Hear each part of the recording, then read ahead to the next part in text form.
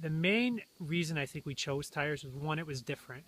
And as far as reducing your energy costs, overall, the long term of the house itself, might cost a little more or be the same as a conventional house, but the cost to heat or cool the house is going to be much less than a normal house just because you have such a big thermal mass in the tires. It can absorb that ambient temperature from the room that you get from the sun and release it back into the house.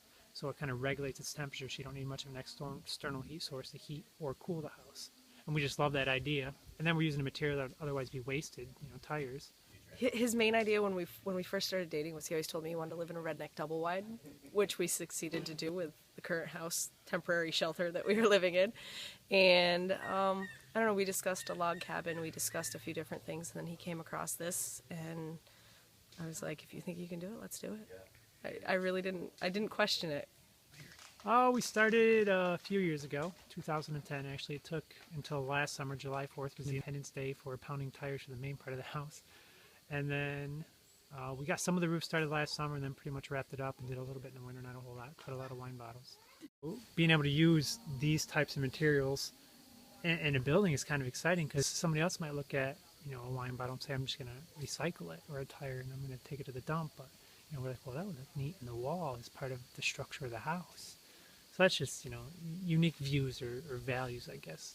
We value certain items of trash maybe differently than somebody else.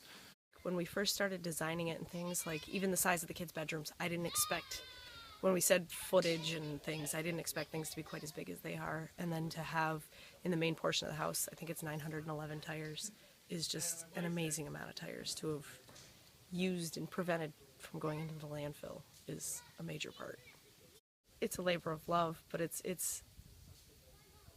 says a lot for the stability of our family, I think. We have a lot of values that we're passing on to our kids, and I think by him giving this much time to building this house and to doing the things that we have to do to make the house work, I think it just speaks leaps and bounds for how stable our family is.